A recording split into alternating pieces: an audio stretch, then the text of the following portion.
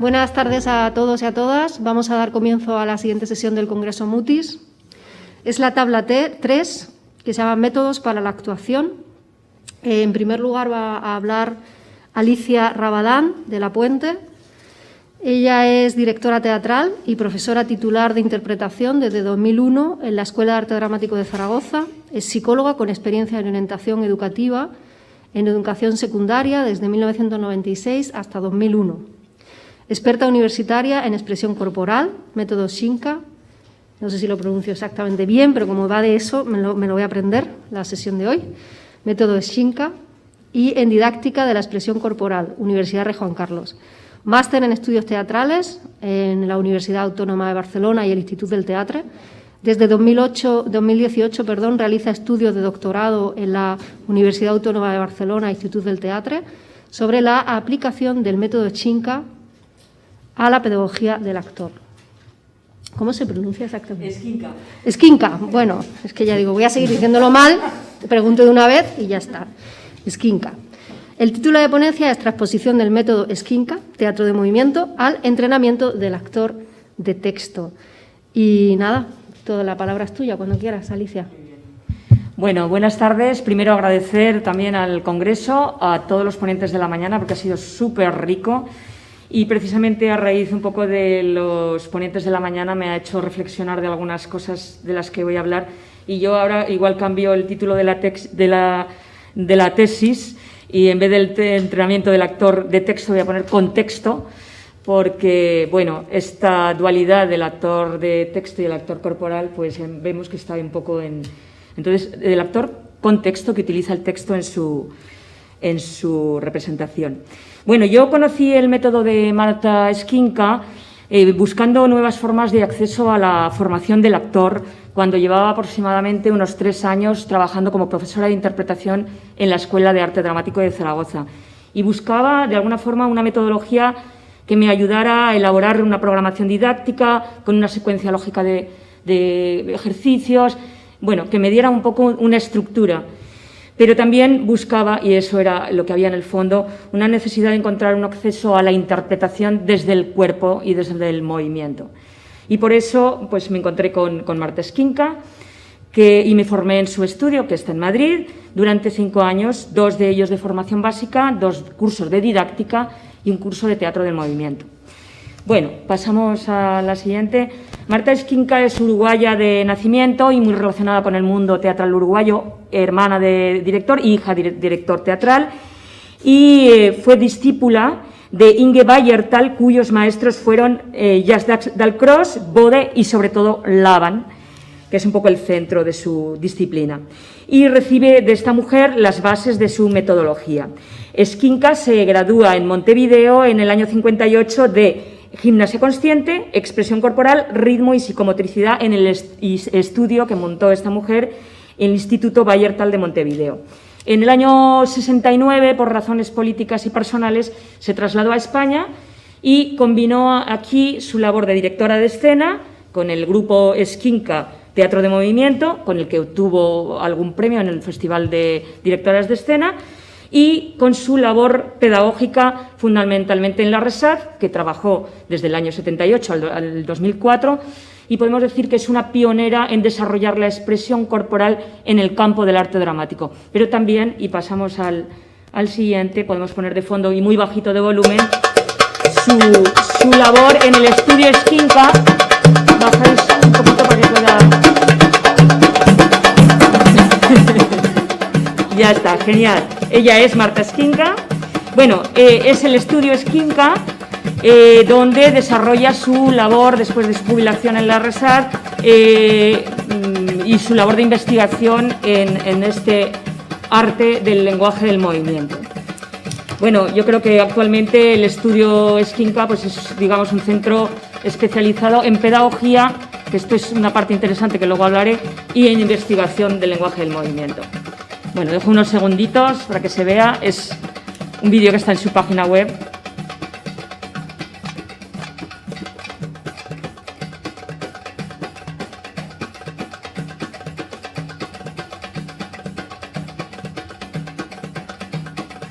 Bueno, yo creo que lo podemos dejar ahí con esos pasos en la playa.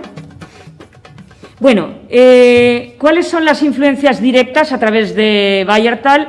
Pues ya hemos dicho Laban y las leyes del movimiento, sobre todo la parte de coréutica, que es la relación del cuerpo en el espacio, y de la aukinética, que es todo lo que es las gamas del esfuerzo a través de los factores de movimiento que estudió Laban y las acciones básicas del esfuerzo.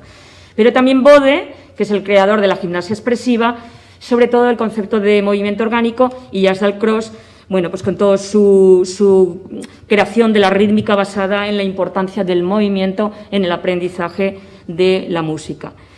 Pero también tiene unas influencias indirectas, tiene muchas, pero yo he destacado dos que me parecen bastante importantes, y es la de Delsarte, que fue maestro de Bode, y sus leyes del movimiento armónico, la ley de la correspondencia, la sucesión y la oposición, bueno, la de la correspondencia, que luego hablaremos más, toda la relación entre la acción física y la emocionalidad, que algo ha salido esta mañana, y luego de la bailarina expresionista Mary Wigman, que tiene toda esa relación del esfuerzo muscular y la emoción, y bueno, de los dos centros motores, la pelvis y el tórax.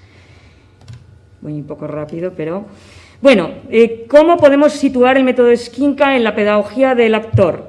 Yo, antes de situarla a ella, me gustaría hablar un poquito del origen de la pedagogía del actor, porque no es una cosa tan antigua, es bastante reciente, y podemos decir que es más o menos a principios del siglo XX cuando grandes directores pedagogos, como decía Meyerhold, empiezan a interrogarse, ¿no? ¿Cómo se forma el actor? ¿Qué procesos, técnicas y principios tiene que emplear para dar una respuesta eficaz a su acción al confrontarse con el espectador? Todo eso se puede aprender. ¿Cómo se puede aprender? Bueno, son esas preguntas que Barba recoge en su libro Teatro, Soledad, Oficio y Revuelta, y que, por cierto, esta mañana Juanjo nos hablaba en un momento de esa parte que no tiene que ver con el espectáculo, de la técnica de la actuación, ¿no? Entonces, ¿qué pasa con estos directores pedagogos? Pues que empiezan a crear ejercicios incluidos en el entrenamiento del actor que no tienen una relación directa con el espectáculo. Entonces podemos decir que a partir de ese momento nace la pedagogía del actor como algo separado del espectáculo. Y yo creo que voy a destacar dos momentos que a mí me parecen significativos en ese recorrido de la pedagogía del actor, que son, por una parte, que a principios del siglo XX empieza un poco esta idea del fin del dualismo mente-cuerpo y una visión más holística del ser humano, lo que lleva a introducir la preparación corporal en los estudios del arte escénico, no separado de lo psíquico, ¿no? Y bueno, yo ahí voy a citar al gran Stanislavski, que acaba hablando de la unidad orgánica indisoluble de los elementos psíquicos y físicos en la creación, en los cuales unos despiertan y condicionan a los otros. Y acabo con alguien más contemporáneo, que es Barba, que habla de materialidad mente-cuerpo. Entonces, este sería un hecho que es importante, y el segundo hecho es el que el aprendizaje del oficio comienza a entenderse como algo, como hemos dicho antes, separado de la representación, por lo cual nos deviene a dos niveles diferentes de organización. Y uno sería la lógica del entrenamiento, que es un poco de lo que vamos a hablar, que en términos stanislavskianos sería el trabajo, que por cierto Stanislavski añade exterior e interior del actor consigo mismo, y la lógica de la creación de personajes y de puesta en escena, que correspondería al trabajo interior y exterior del actor respecto al papel.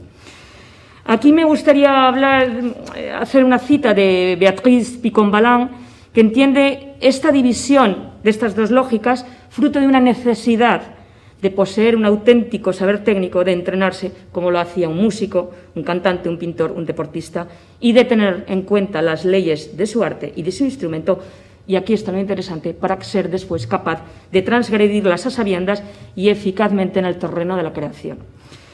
Entonces, bueno, un poco centrándonos en esta lógica del entrenamiento, voy a citar también a otro gran estudioso, que es Franco Ruffini, que nos habla del proceso previo artificial, un trabajo continuo, prolongado, coherente e independiente de los espectáculos, mediante el cual el aprendiz, actor, se adapta al medio escénico. ¿Y cómo hace esto? Pues a través de la ficción pedagógica, que son los ejercicios, y la metodología que los contiene, ¿no? Y bueno, yo creo que aquí es un poco donde el método Esquinca nos parece un camino interesante a explorar en la didáctica de la interpretación. Pero antes me gustaría leer esa frase de Pradier que me parece muy significativa, que nos interroga. ¿No será el ejercicio técnico una ficción pedagógica que te aleja de la ficción dramática para, en definitiva, servirla mejor? Y yo creo que ahí hay mucha clave de lo que es la técnica de actuación. Bueno, el método Esquinca está creado entre los años 60 y 70 y se va depurando a lo largo de 5 décadas, no solo por ella, sino también con sus colaboradores, como son Elena Ferrari, que es su hija, y Rafael Ruiz, ambos también profesores en la RESAD. Y bueno, pues desde el primer momento... bueno, yo me he quedado aquí. Pasamos. Aquí. Lo anterior.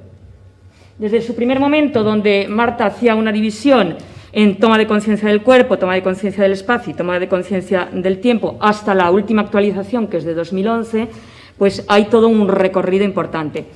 Yo me voy a detener un pelín en esta última actualización, porque aquí claramente se ve la división entre técnica y expresión. Bueno, no se ve muy bien aquí, pero lo explico ahora un poquito. Entonces, aquí queda más claro que para Esquinca la técnica no es solo considerada como la adquisición de destrezas, sino que facilita el camino para el dominio del lenguaje del movimiento y para la creación interpretativa. Entonces, vemos un poco en este esquema que Marta parte de las bases físicas a través de lo que ella llama gimnasia consciente y movimiento orgánico para llegar al desarrollo de procesos expresivos y que también están contenidos en los temas universales de expresión, pero que integran los factores básicos del movimiento que vienen de Laban directamente, que son espacio, tiempo y fuerza, que luego hablaré un poquito más de ellos, cuyo objetivo último es conseguir al final la independencia y versatilidad creativa, donde el aprendiz pueda llegar a crear, yo añado, personajes en una puesta en escena desde una técnica que sería una técnica adherida, integrada, que le permitiría la creación. Bueno, aquí podemos observar, como yo lo que estoy diciendo es que también funciona no solamente para un teatro de movimiento, sino también para un teatro textual. En esta última actualización vemos como el propio método Esquinca incluye, ahí donde he puesto esa flechita, el movimiento y el sonido y trabaja esta faceta en su metodología. Y podemos poner un trocito, lo que pasa es que se nos ha ido. Pasa al siguiente, y aquí tenemos un ejemplo de una clase esta es del estudio Esquinca. Ahí podemos subir si queréis.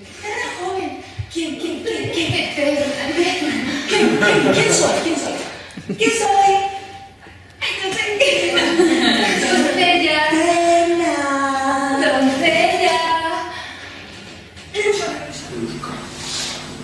Son ¡Ira! ¡No! ¡Ira! ¡No! Invencible. Poderoso, seguro. ¡Estallo! Conquistos. Gozosa dispersión. Ilusionada. Poderoso. Vale, podemos dejarlo ahí. Aquí un poco la cuestión sería la pregunta, ¿cómo se empapa el sonido y después la palabra de los factores derivados del movimiento, como son la tonicidad, el ritmo, la espacialidad, y cómo esos elementos corporales paralelos a los elementos vocales nos llevan a una conexión cuerpo-voz? Entonces, bueno, esto es un poco el camino en el que estamos. Bueno, ¿cómo se produce el tránsito de la técnica a la expresión? Y, bueno, un poco lo que comentaba antes, en esta actualización del 2011 permite ver más claro ese tránsito desde la técnica hacia lo expresivo y, que esto me interesa mucho a mí, permite guiar la secuenciación de objetivos y de contenidos en una programación didáctica. Entonces, bueno, aquí he puesto esta idea de pedagogía de procesos que la nombra la propia Marta Esquinca, porque ya prefiere hablar del concepto de proceso frente a esta idea del training, que es una idea pues muy explorada, ¿no? Pero bueno, yo creo que es un concepto, el de training, para Marta Esquinca, controvertido si entendemos el training como solamente un entrenamiento físico que está separado de lo expresivo, con un conjunto de ejercicios sueltos que se hacen de forma independiente al objetivo pedagógico, y podríamos añadir también en una futura puesta en escena. Entonces, por eso ella prefiere hablar de esta idea de pedagogía basada en el proceso y de la necesidad del proceso pues, como un conjunto organizado que se estructura en fases con una secuencia temporal que incluiría esta operación artificial que enlaza cada actividad una con otra de forma coherente, induciendo a un aprendizaje por descubrimiento e incentivando una actitud de búsqueda en el aprendiz de actor, ¿no?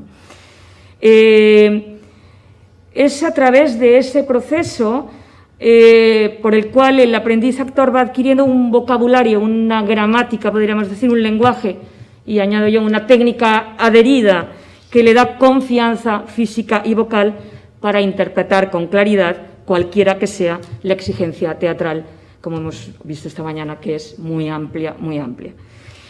Y de alguna manera esta idea de que el cuerpo piensa, que no es exclusiva de Marta Esquinca, la podemos encontrar en muchos autores pedagogos teatrales, desde Lecoq, Coupeau en su tiempo, de que el cuerpo piensa y de alguna manera al afianzar la técnica, esto son palabras de Esquinca, el cuerpo aprende y es entonces cuando se despreocupa de la técnica para ocuparse de lo creativo. Y ahí me gustaría añadir algunas ideas paralelas como la de segunda naturaleza o naturaleza creada artificialmente que hablaba Stanislavski, espontaneidad conquistada de la que hablaba Coupeau, que la técnica eleva el nivel de actuación, como decía Michael Chekhov, Grotowski nos hablaba de sinceridad disciplinada, o Lecoq que decía que la técnica es como plantar la raíz y abonar la tierra, y Barba que dice que adquirir una técnica es el primer paso para liberarse de ella. Entonces, bueno, pues esta es un poco la base de su metodología. Y ahora, si nos pasamos al siguiente, si pasamos a la concreción del trabajo de aula, de la programación de aula, vemos que este concepto de proceso ese es el que sustenta lo que llama Marta Esquinca el protocolo de cada sesión didáctica y que tiene una secuenciación que yo creo que merece la pena ser explicada. Y es que cada sesión didáctica tiene una parte que es sensibilización, que sería la técnica, digamos, pura y dura, todos los ejercicios de gimnasia consciente y movimiento orgánico. Pasaríamos después a la segunda parte, que es el ejercicio puente, que es algo originario de Marta Esquinca, y ahora volveré a ello. Y después de pasar por el ejercicio puente, vamos al tema expresivo con el final de una improvisación creativa, ¿no?, donde se libera la técnica para entrar en la creación. Y aquí el núcleo un poco de este proceso original de Marta Esquinca es esta idea del ejercicio puente, también llamado de liberación de gimnasia consciente, y voy a leer un poco la definición que Elena Ferrari hace en su libro, que dice que consiste en el tránsito entre el trabajo sobre un elemento puro de movimiento y el encuentro con las resonancias o imágenes que suscita en el alumno actor, convirtiéndole en una herramienta con la que descubrir nuevas posibilidades expresivas. Yo creo que aquí el tema es que ese mundo de la resonancia es lo que conecta el imaginario con la acción física. Y eso es un poco lo que es interesante. O sea, partimos de una parte muy técnica, donde el alumno está con un control corporal bastante fuerte, una parte donde empezamos como profesores a darle un poco un link con esa parte más expresiva, y después ya lo dejamos en proceso de creación. Bueno, no sé qué tal voy de tiempo. Vale, yo querría comentar o dar un ejemplo. ¿Pasamos al siguiente? Vale, lo pinchamos. Bueno, déjalo sin sonido y luego en un momento pondremos el sonido. Estos son alumnos de la Escuela de Teatro de Zaragoza, al principio del confinamiento, y luego veréis que hay cosas grabadas por Zoom porque nos pilló confinados, pero bueno, sí que hicimos todo un trabajo que ahora os quiero ejemplificar de naturaleza en transformación. Y en este ejemplo pues, se ve pues, un poco como vamos desde la base, desde que aprendan sensibilización de los elementos de movimiento puros y duros, hasta el final una aplicación de un texto que veremos. Espera, pon la pausa un segundín porque si no me voy a... Simplemente la pausa y luego te... Vale, el tema de las dinámicas de la naturaleza es un tema universal. catalogado como tema universal también por Marta Esquinca, que podemos encontrar en muchos autores, y cito a Lecoq, por ejemplo, porque lo utiliza de una forma muy específica. Y en este caso, las materias en transformación nos permiten trabajar y profundizar en lo que son las calidades básicas del movimiento y las acciones básicas del esfuerzo. Las acciones básicas del esfuerzo son las 8 opciones de Laban, pero las calidades básicas del movimiento son originarias también de Marta Esquinca, porque ella combina los factores en fuerza, en el concepto fuerza, los factores de gravedad, fuerza de la gravedad, o sea, lo pesado y lo liviano, y la intensidad muscular, o sea, lo suave y lo fuerte, con antagonismo muscular y sin antagonismo muscular. Y entonces, aquí, como hemos visto, partimos de sensibilizaciones de los elementos básicos de forma independiente, o sea, fuerza fuerte, débil, liviano, pesado. Antes se ha visto cómo bajaban el peso, despacio, directo, indirecto, que han trabajado antes, y aquí están un poco trabajando con el tempo súbito y sostenido. Y después pasamos a la combinación de factores, y cuando llegamos al tema de las dinámicas de la naturaleza, si quieres ponlo de fondo aquí, la profesora, pues aquí vemos la combinación, ha hecho un súbito y un sostenido. Bueno, aquí ya estábamos confinados. Y bueno, el tema de esto, el tema de las dinámicas de la naturaleza, la profesora lo que hace es guiar el ejercicio proponiendo cambios en densidad, dureza, maleabilidad, que repercuten directamente sobre elementos básicos del lenguaje de movimiento, cambios tónicos, direcciones en el espacio, tiempos súbitos y sostenidos, y de alguna manera invitamos a percibir cómo esos cambios tónicos, espaciales y temporales son en los que se apoyan los estados emocionales. Y entonces es cuando se puede ir poco a poco introduciendo también el trabajo con el sonido, después con la palabra y después con el texto. En este trabajo hemos transitado con el lodo que se licua, el agua que se calienta, todo esto es como una metáfora, ¿no?, que utilizamos para que sirva de puente.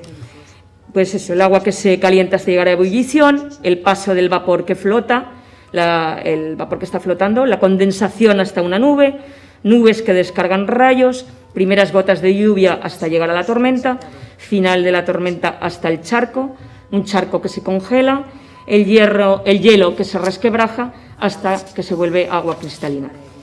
Y bueno, pues en este trabajo conducido, cada alumno se le propone elegir un proceso de transformación, el que le ha impresionado más, el que le ha tocado más, y va creando una primera partitura. Ahí empezamos también a trabajar con ese concepto de partitura, que es más abstracta, física y que reproduce el proceso natural.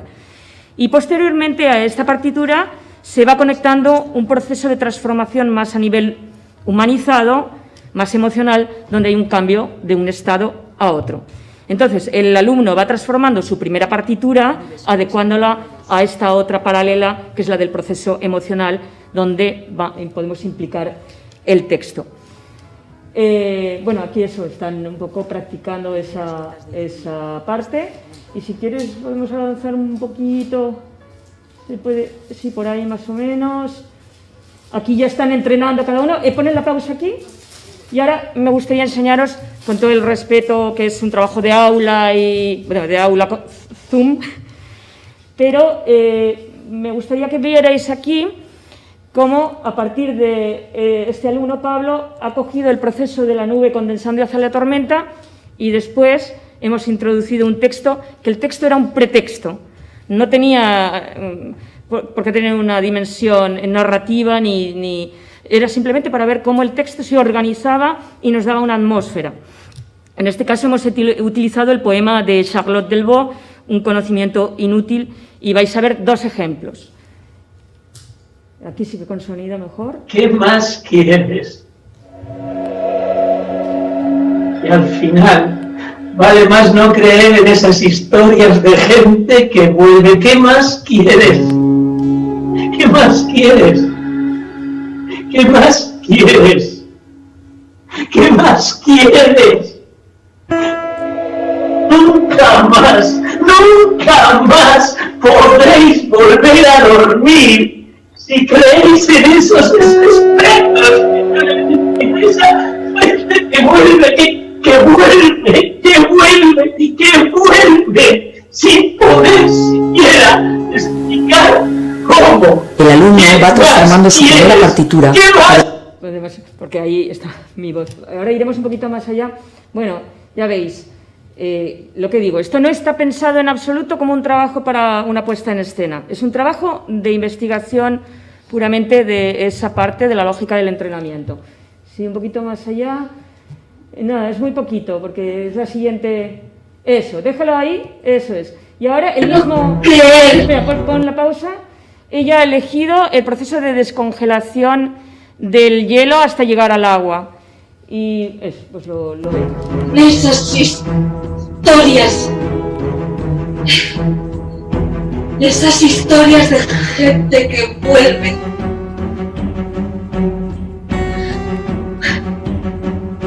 Nunca más podréis llegar a dormir. Si llegáis a creer en esos espectros que vuelven.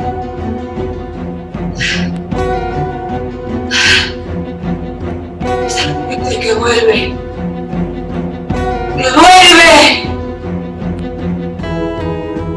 Jamás podréis llegar a dormir si llegáis a creer.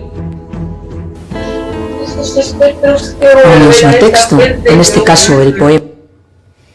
Podemos pasar al siguiente. Bueno, ya habéis visto eso. El texto es totalmente utilizado como pretexto de investigación. Entonces, espera, ay, que no, si soy yo, que se me ha disparado aquí. Bueno, yo querría un poco ir un poco más allá, que este es un poco el tema que, cómo luego esta lógica del entrenamiento pasa, siendo una lógica independiente, claro, cómo luego pasa la puesta en escena, ¿no? Entonces, yo ahí llegaría un poco a una conclusión, y es que si el proceso ha estado bien integrado, incorporado, si la técnica ha estado adherida al alumno en esa fase del entrenamiento, de alguna forma se traslada a otros contextos de composición que pueden estar incluidos en la puesta en escena. Y esto es una puesta en escena también didáctica, es un texto de Laila Ripoll, y bueno, vamos a ver el mismo alumno, cómo de alguna manera yo creo que se intuye en qué ha basado la composición de ese personaje, que no es un personaje muy definido, es un hombre 2, que sale en algunos momentos y tampoco tiene un antes y un después, es un personaje que va a través de la guerra.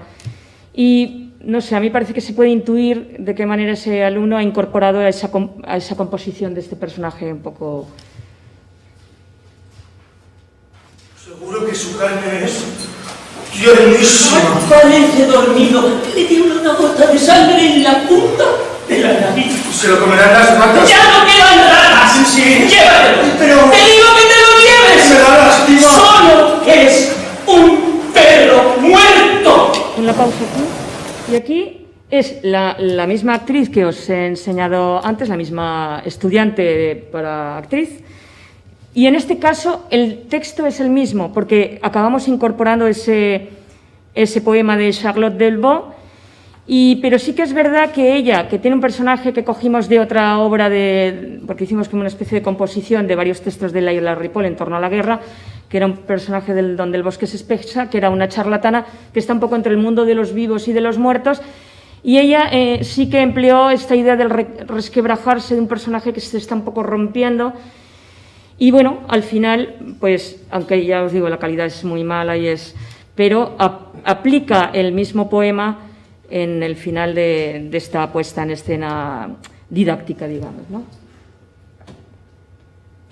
Aquí podemos.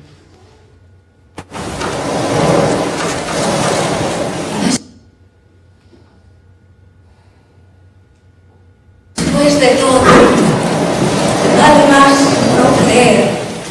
Esas historias de gente que vuelve. Nunca más podréis dormir si llegáis a creer a esos espectros que vuelven, a esa gente que vuelve, sin poder siquiera explicar cómo.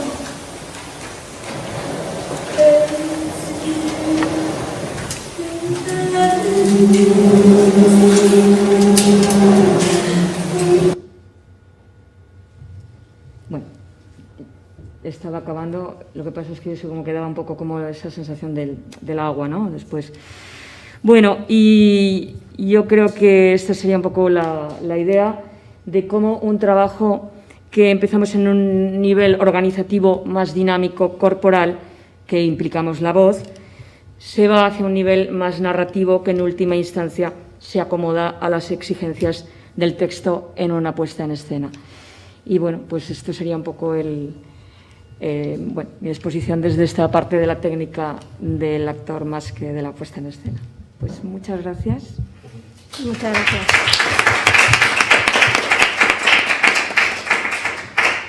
Muchas gracias, Alicia, por alumbrarnos, ¿no?, con respecto a esta técnica.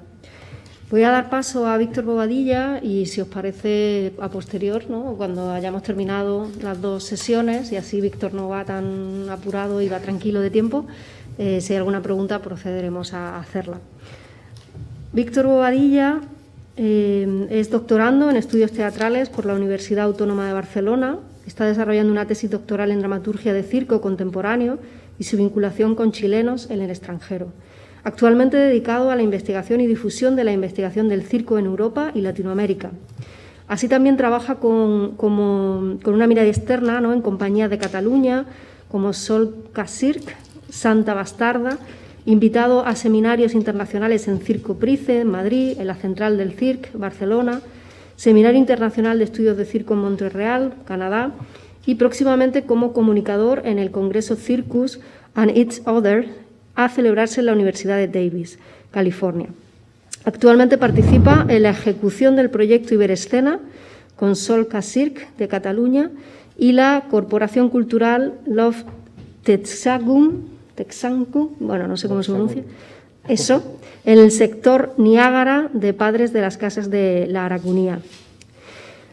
Su título de ponencia, con la que nos va a alumbrar ahora, se llama «Cómo la práctica dramatúrgica del circo contemporáneo chileno evoluciona y se adapta a diferentes escenarios nacionales». Análisis de la obra Je tire pour toi, de Pamela Pantoja.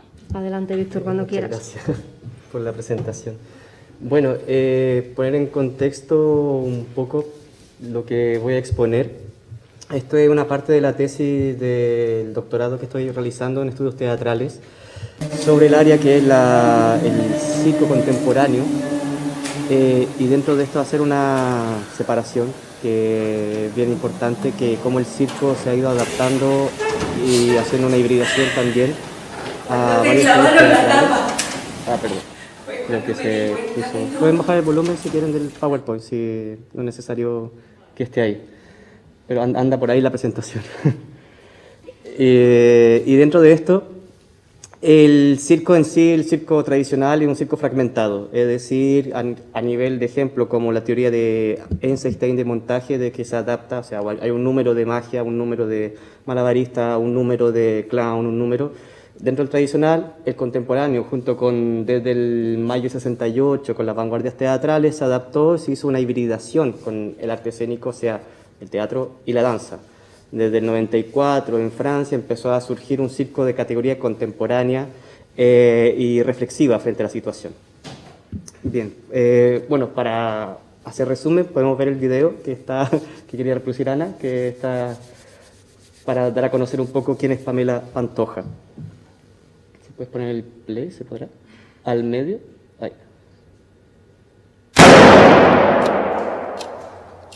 Mais j'ai survécu. Cuando canta el gallo negro es porque se acaba el día. Si el gallo rojo cantara, otro gallo cantaría.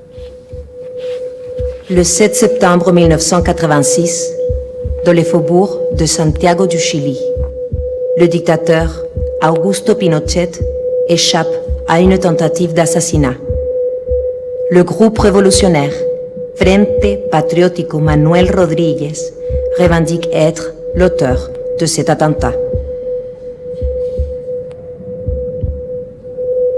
Une seule femme a participé à l'opération visant à abattre le dictateur. Elle est connue sous le pseudonyme de Fabiola.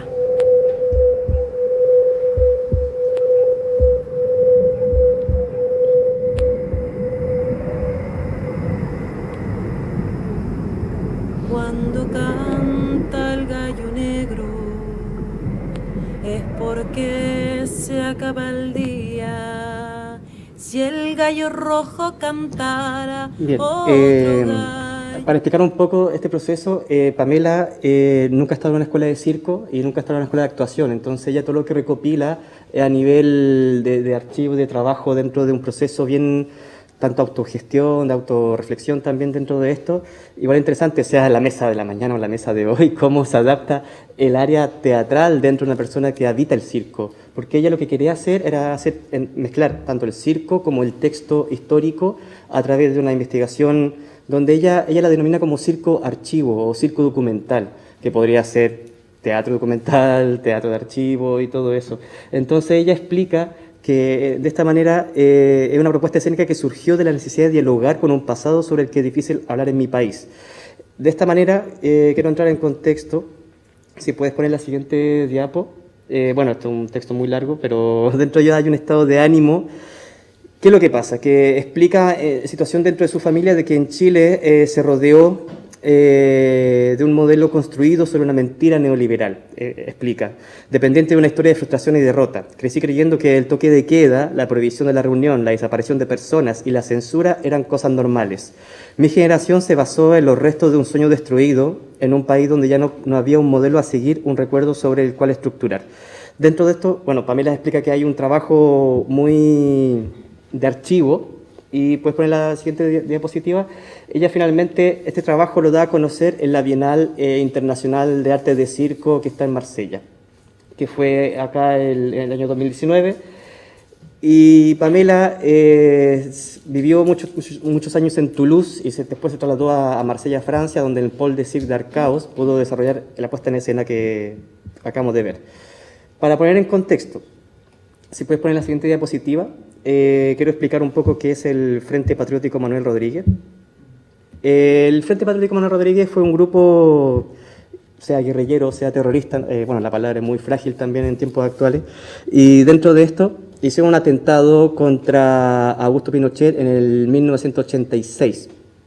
Dentro de esto hubo una mujer, dentro de este atentado, que estaba con el seudónimo de Fabiola, que fue partícipe dentro de esta ejecución. ¿Puedes poner la siguiente diapositiva? ¿En qué iba el atentado? Que esto fue real, esto ocurrió, en donde está una maqueta de cómo se suspendió la caravana de Augusto Pinochet cuando él iba a su casa de campo. Entonces algunos se posicionaron justo en la cima de un monte, en donde tanto con una bazooka y con metralletas dispararon contra el coche del dictador en ese momento. ¿Puedes poner la siguiente? Ahora. Vamos a ir rapidito por el tema del tiempo también. ¿Qué pasó? Bueno, dentro de esto él salió ileso porque el auto era blindado, dentro de todo, obviamente. Y se declaró estado de sitio, se persiguieron muchos comunistas dentro de Chile en ese año también, porque recordemos que Chile empezó la dictadura, hubo el golpe de Estado en el 1973, y finalizó en el 89, pero esto, como ocurrió en el 86, todavía estaba dentro de este indicio de dictadura dentro del espacio. Y este fue un hecho inédito a nivel histórico también. Puedes poner la siguiente y creo que la otra, para poner un resumen un poco de lo que fue el atentado. Sí, puedes poner... bueno, lo puedo explicar con mis palabras también. La tecnología me encanta, sí. No importa. Bueno, dentro de eso, que quiero aludir que primero, en los minutos que aparecen en el vídeo, Pinochet, algo muy, no sé si de realismo mágico o no, es justo la metralleta que cayó en el vidrio. Pinochet dice que es la Virgen María porque tiene la imagen de la Virgen de Guadalupe dentro del cristal roto. Dentro de eso. ¿Puedes poner el play o no? Y no sé si puedes ponerlo en el minuto 1. Es posible, ¿no? Avanzar ahí. En estos momentos se ha aterrizado aquí a un costado. Bueno, no, sí, tranquila. No te desesperes. Bueno, esa fue la noche en que hubo el atentado. Y claro, murieron algunos guardaespaldas de Augusto Pinochet en ese lugar también. Dentro de eso hay la muerte de 6 guardaespaldas. Domingo 7 de septiembre de 1986. El general Pinochet regresaba de su casa de descanso en el Melocotón, cuando a las 18:40, a la altura de la cuesta Achupayas, en el Cajón del Maipo, la comitiva presidencial fue víctima de una emboscada. 8 minutos de verdadero infierno a manos del Frente Patriótico Manuel Rodríguez. La caravana, compuesta por 2 motoristas de carabineros, 2 Mercedes-Benz y 3 autos de seguridad, fue blanco fácil para la treintena de frentistas que abrieron fuego con fusiles M16, metralletas, bombas incendiarias y cohetes antitanques. Como en las películas, ardían los autos y llovían las balas. Mi chofer, en forma con mucho ánimo, de forma muy instantánea, reaccionó y retrocedió, que el decano lo iba guiando hacia la parte posterior. A todo esto recibían un fuego intensísimo, por delante, por los costados y por atrás y por arriba. La primera reacción mía fue salir, pero de inmediato reaccioné y me acordé que tenía el nieto al lado y me cubrí su cuerpo con el mío. Pinochet atribuiría su salvada a su protectora, la Virgen del Perpetuo Socorro, imagen que colgaba de su cuello y que según él se veía en el vidrio astillado del Mercedes en que viajaba. Bueno, hasta ahí se puede... Bueno, hay un poco de realismo mágico, esta irrealidad que difunde dentro del contexto en ese momento, que es trágico, pero al mismo tiempo tiene esta resonancia dentro de nosotros. Bueno, ¿qué ocurre con Pamela? Que si puedes poner la siguiente diapositiva.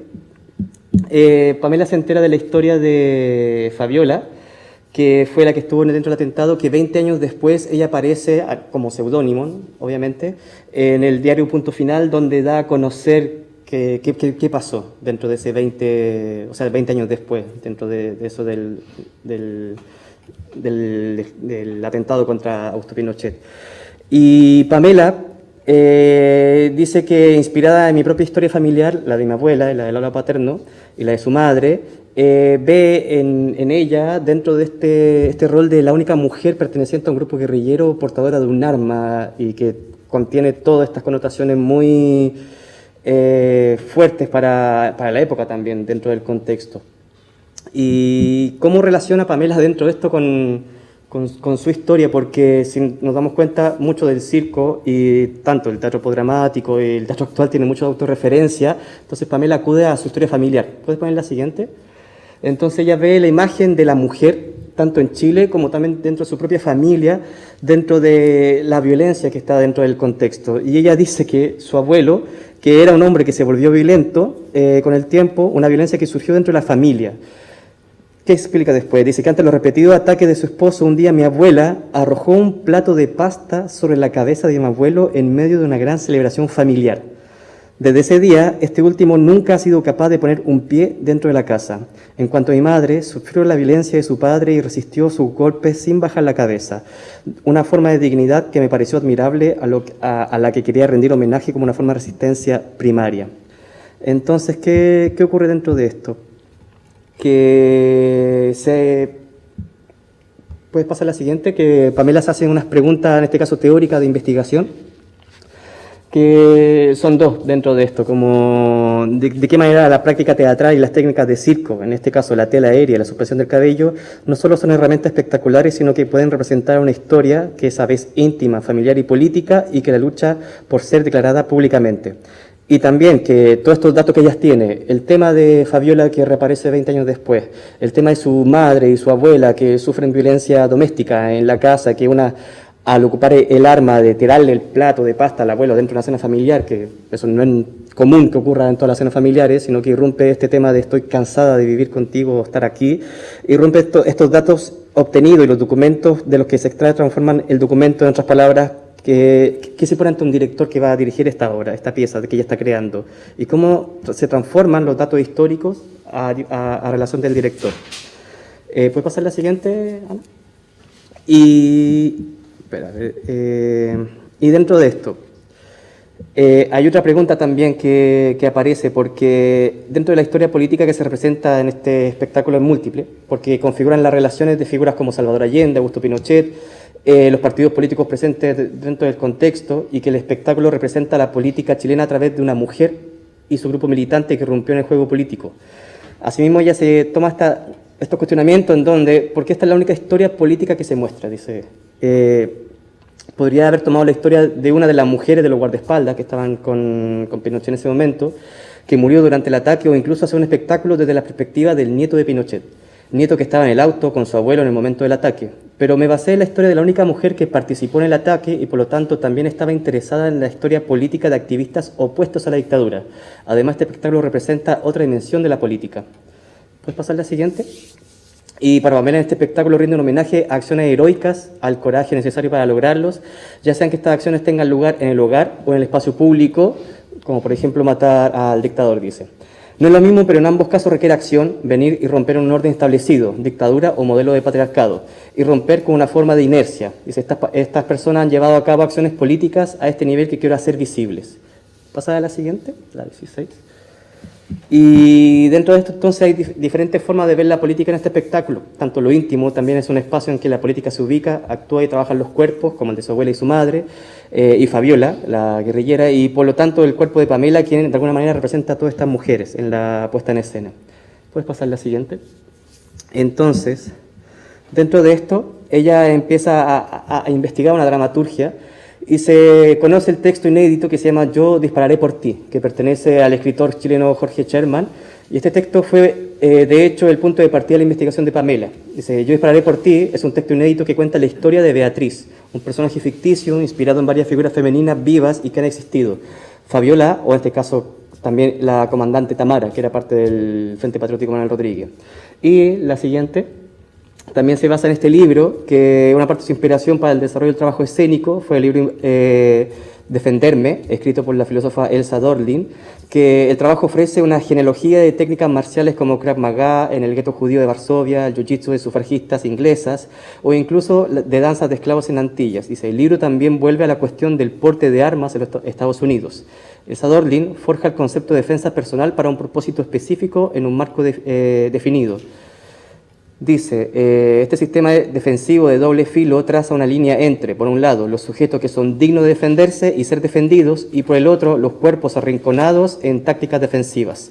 Estos cuerpos vulnerables y violentos ya no fallan, excepto las subjetividades con las manos desnudas. Mantenidos con respeto y violencia, solo viven o sobreviven mientras logren adquirir tácticas defensivas. Estas prácticas subordinadas forman lo que yo llamo legítima defensa propia, en contraste con el concepto legal de legítima defensa. A diferencia de este último, la defensa personal no tiene, paradójicamente, ningún sujeto. Quiero decir que el sujeto que defiende no preexiste este movimiento que resista la violencia de la que se ha convertido en el objetivo. Entendido en este sentido, la defensa personal proviene de lo que propongo llamar ética marcial del yo. Bueno, en este caso para Pamela es importante este libro porque es la posibilidad de construir un sujeto político a partir de un acto de defensa propia, pensando tanto en su abuela como en su madre. Y también ella explica que no podemos disociar esta violencia en un contexto social y político más amplio, por lo tanto son estructurales y debemos identificarlos para combatirlos en todos los aspectos de nuestra vida. Vincular las luchas de la vida cotidiana y lo íntimo con las luchas políticas, que solo puede hacernos más fuertes y más coherentes en esta lucha contra los abusos ejercidos contra las mujeres durante demasiado tiempo, aludiendo también a todo el contexto de dictadura que estaba pasando en el país en ese momento. ¿Puedes pasar la siguiente? Asimismo, Pamela se explica que cómo empieza a alimentar estas piezas. Entonces ella empieza a desarrollar materiales que alimentan la pieza, que son diversos y que se introducen a través de múltiples formas en el escenario, que una de las suspensión capilar, el del cabello en este caso, y la tela aérea. Entonces, cómo empieza a reescribir este imaginario, empieza con frases, con pensamientos, con dibujos, con escrituras, con rayas, empieza a hacer un diario donde empieza a anotar estos pensamientos para unir qué es lo que está ocurriendo. Puedes pasar a la siguiente. Y bueno, uno es la tela aérea y la otra siguiente, que es la suspensión capilar dentro de esto. Entonces, Pamela explica que al poner en contacto los asuntos textuales con los asuntos corporales, que la dramaturgia comenzó a estructurarse y se evidenció la aparición de una relación con la suspensión capilar en este momento, que es principalmente este desorden ligado a lo tácito, al silencio, lo que inspira la escritura de Yo dispararé por ti.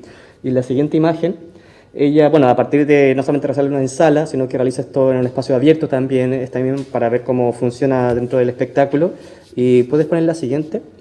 El tema de peinarse, de ponerse el acto, este acto ritual de la suspensión capilar conlleva muchos minutos de preparación. Es decir, no solamente tienes que tener el pelo largo, sino tienes que peinarlo muy bien, tienes que hacerte un moño que sea adecuado, porque te coloca un mosquetón dentro que pueda sostener toda esta parte de la cabeza, ya hacia arriba. Entonces esto ella lo realiza en escena, mientras está diciendo texto, mientras está comentando la historia de la dictadura en Chile, y se establece una resonancia entre las historias que se revelan a través de su palabra y la revelación también de del secreto de trenzar, porque esto en el ciclo tradicional no se ve, solamente se ve la persona ya preparada con el moño. Entonces es muy interesante igual porque ya sale de este contexto de circo tradicional a una imagen mucho más íntima dentro del proceso. ¿Puedes pasar la siguiente?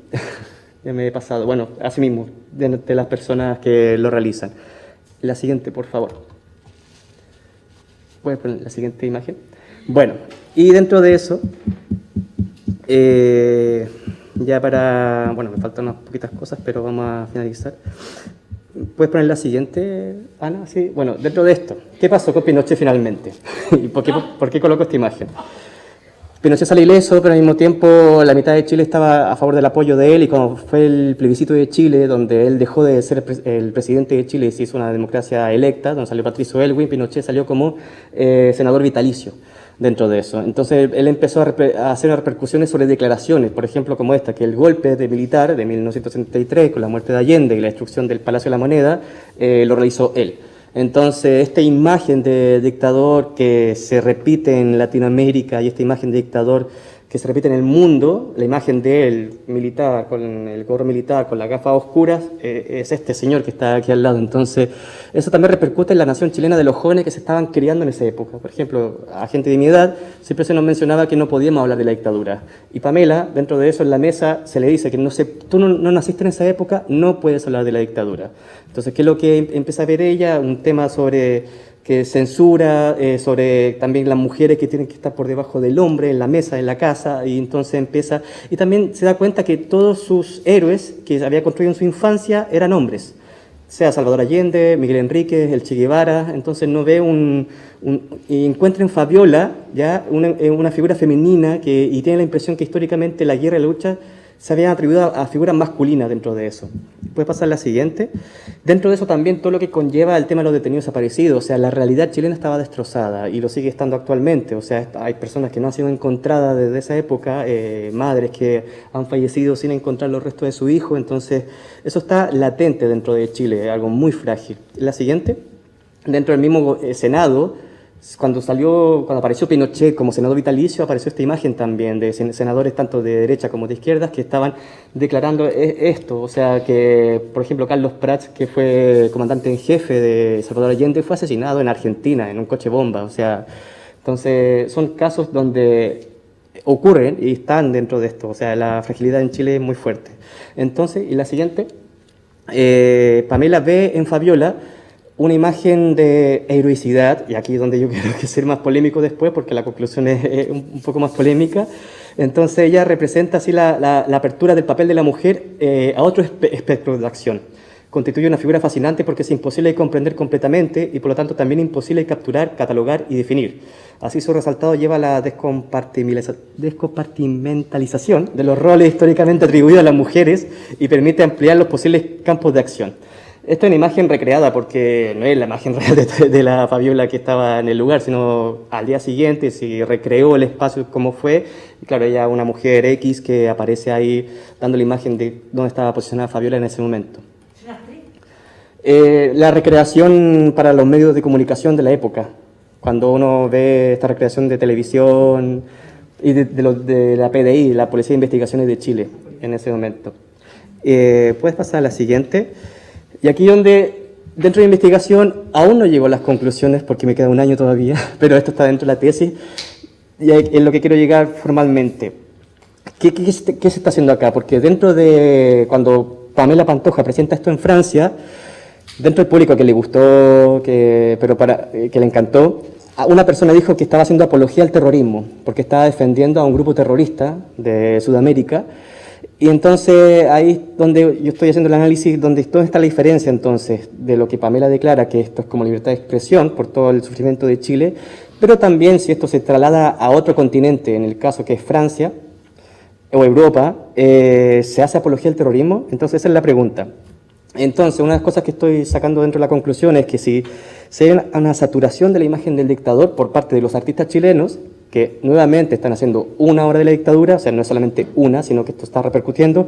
Obviamente esto es frágil porque es latente, porque ya en el 2019 hubo un estallido en Chile, un estallido social en donde se quemaron líneas del metro, en donde hubieron edificios también quemados, entonces esto está latente y perdurable por la imagen también, porque la Constitución chilena se escribió en 1987-88, o sea, fue hecha por Pinochet dentro de eso. O sea, el ladrillo que le dicen, que fueron los Chicago Boys, que son alumnos de la Escuela de Chicago, alumnos de Milton Friedman, que fue el que aplicó el neoliberalismo en Chile, fue escrito dentro de esa época. Entonces, eso repercute, pero ¿cómo eso explicarlo en otro contexto? Entonces, mi intervención y mi investigación es ni siquiera llamarla interculturalidad, sino encuentro de dos culturas que no están confluyendo, sino que están solamente chocando dentro de esto, se menciona esto. ¿Y cuál es el caso que saco de ejemplo, que se le hace muy poco, sobre Pablo Hasél? Sobre esto también, o sea, cómo alguien puede declarar ciertas acciones que pueden lidiar con la existencia histórica, pero al mismo tiempo hay un límite entre la libertad de expresión y la apología al terrorismo, en este caso amparado por la ley. Porque Pablo Hasél no va a la cárcel por insultar al rey, porque eso conlleva multa.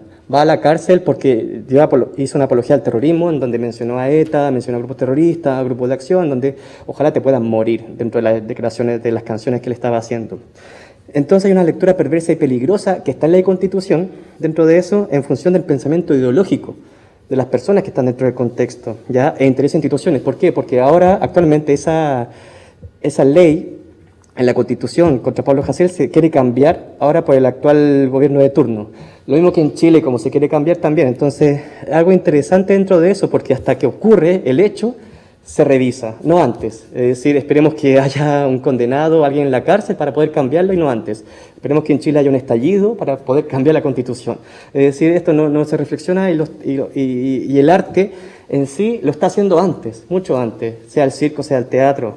Entonces, dentro de esta, que se puede preguntar si esto es una injuria, una reflexión historiográfica, para mí lo que hace Pamela, en este caso, es una reflexión historiográfica y dramatúrgica de lo que aconteció esa noche del 86 en Chile. Y dentro de esto uno se pregunta si el arte sigue siendo un vehículo político en Latinoamérica. ¿Y puede pasar la siguiente, Ana, por favor?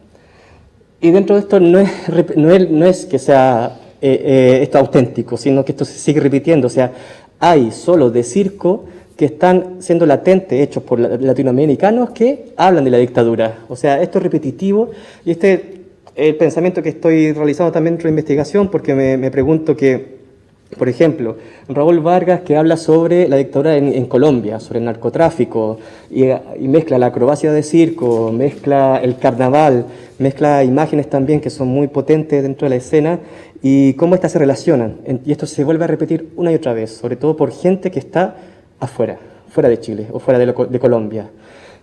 Y si esto se hace en Chile o se hace en Colombia, o sería censurado, o sería... Estoy terminando. Y dentro de esto puede ir cómo confluyen estas imágenes. Entonces, para finalizar, ya que quedé la ahorita, puedes poner la siguiente para ya ir finalizando. La historia de Fabiola es atractiva por ser la portadora de una palabra llena de acción, en palabras de Pamela, que defiende su autonomía y su capacidad de autodefinición, que abre el espacio para nuevas construcciones de identidad y que deja los espacios simbólicos generalmente atribuidos a las mujeres. El descubrimiento de las historias como forma de resistencia en el contexto familiar permite vincular la historia familiar con la historia de resistencia, en este caso específicamente una guerrillera como Fabiola, del Frente Patriótico Manuel Rodríguez en Chile. Eso, ya finalicé. Intenté, sí.